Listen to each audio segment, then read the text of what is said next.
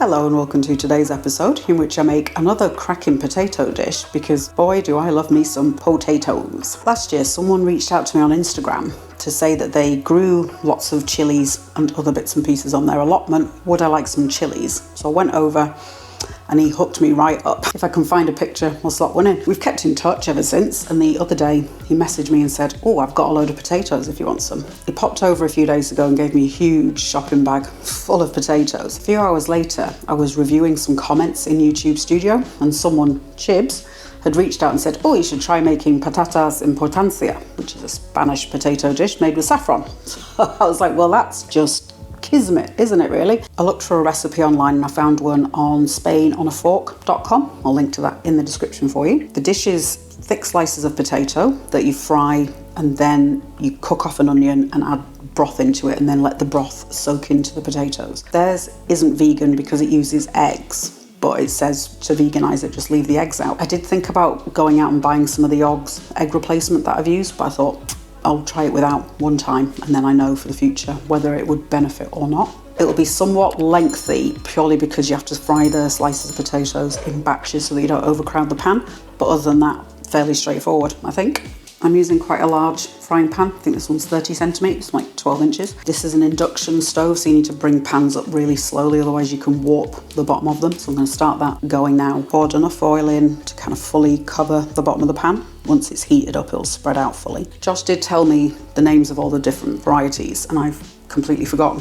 If I can get a reply in time when I'm editing, I will slot it on screen for you. The original recipe uses Yukon Gold potatoes, which are apparently semi-waxy, semi-starchy. I think you can use anything, really. It's just gonna, the more starchy they are, the more floury, it's gonna soften more, it'll break down, whereas a waxier one will hold its texture, its kind of shape. The recipe states 2 potatoes. I think I might do 3 just because I love potatoes. Those are the 3 that I'm gonna use. So I'm gonna peel them. I think what I might do is peel and slice one, get it in the pan, and then while it's frying, then do the other one, and so on and so forth. And I'm setting up a plate with some paper towels that I'll put the fried potatoes on. I'm going to dunk each slice of potato into some flour that's mixed with salt and pepper. So I'll get that plate set up first before doing anything else. Recipe says 1/3 cup, but because I'm doing 3, I might need a bit more. Pop that in. 1/4 teaspoon of salt, probably a heaped 1/4 teaspoon, and a good grind of black pepper. And then just mix that together. So I'm just going to use a speed peeler. Something like this is going to benefit from having fairly flat slices. So I'm going to take off the ends and then do slices about so big, 1/4 of an inch, something like that. Make sure each side and the edges is covered. So I'm taking this to a medium heat, put the slices in.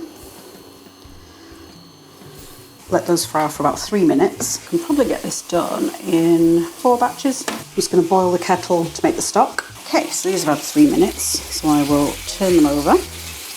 The recipe doesn't say whether they should have collar on there or not. So they've had 3 minutes on the other side, so we'll take them out and put them on the paper. I'm wondering whether to turn the heat down a bit. I mean, it's only on 6 and mine goes up to 9, but I'm worried about that flour burning. Yeah, I'll put it on 5, maybe extend it up to 4 minutes. I'm going to mix up the stock so that's ready to go in. The recipe says 3 cups, which is roughly 750 mils.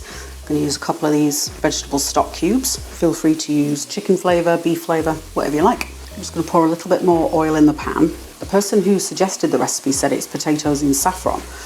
So I ran out and bought some saffron. But the recipe I found doesn't use it. But having spent over £3 on a tiny little packet of saffron, I'm going to put some in there.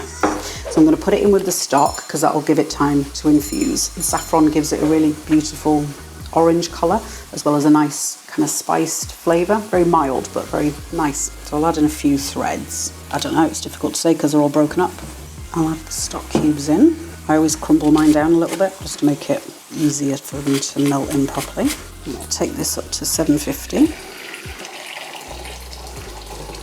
And then I'll just leave that to the side, ready to be poured in. Got a small red onion. The original says half an onion, but this is a very small one and I've done more potatoes. So I'm going to do quite a fine dice on these. That's all the onion dies down. I also need some garlic. Original says 3, but my garlic is tiny. I'm gonna try this trick where apparently you just smack your hand down on the garlic and the skin comes off. It works pretty well. My batch of potatoes are done, so I'll take those out. And then in the same pan, I'm gonna chuck in the onions. Fry off the onions for 4 minutes or so. I've got the heat on 5 still. The onions have cooked down a bit, so I'm going to add in the garlic. The original says to fry the onion and garlic off at the same time. I don't like doing that myself because I find the garlic can burn. I now need to add in cornstarch and white wine. I'm going to do a heaped tablespoon of cornstarch, maybe 1 1/4, something like that. And I'll do a heaped ½ teaspoon of paprika, smoked paprika. I'm suddenly thinking perhaps it would have been better to mix the wine into the cornstarch and make a slurry. The problem with adding hot liquids into starch is it forms lumps. I'll do like 3/4 cup. And this should form a thick sauce. So I can see some lumps, but I don't think it's as bad as I suddenly panicked it was going to be, which is a relief. Perhaps because there's oil, maybe that's counteracted it somewhat. Then we're going to add the potatoes back in, and this time it's fine if the potatoes are stacked on top of each other. So finally we add the stock. Might not need to use all of it, it just needs to cover the potatoes. Could probably get away with 2.5 cups maybe. And then I'm going to turn this on to medium-high. This needs to cook out for 25 minutes-ish, or until most of the liquid has evaporated. So I'm going to leave it uncovered. I'm going to keep an eye on it, and if it starts bubbling too much, I will turn it down to 6. It doesn't need to be stirred or anything, but every so often I'll give the pan a shake, just to make sure nothing's catching on the bottom. Our patatas a la importancia are done. Everything's nice and tender. Scattered on some sliced spring onions. I thought I had parsley and I don't, so I improvised. Because I cooked that in a non-stick pan, I'm going to have to go in with a wooden spoon just to protect coating. I've got a horrible feeling this is burnt on the bottom because I can smell burning. And I've looked at the stove and there's nothing on the burner itself. That's the one problem with doing things on the stovetop. And cooking temperatures are quite subjective, aren't they, I suppose? So if you say medium to one person and another person, they might come back with a completely different figure. So I had it on 7 and then I turned it down to 6 after 5 minutes or so once it was bubbling. The potatoes lovely and tender. Have a go.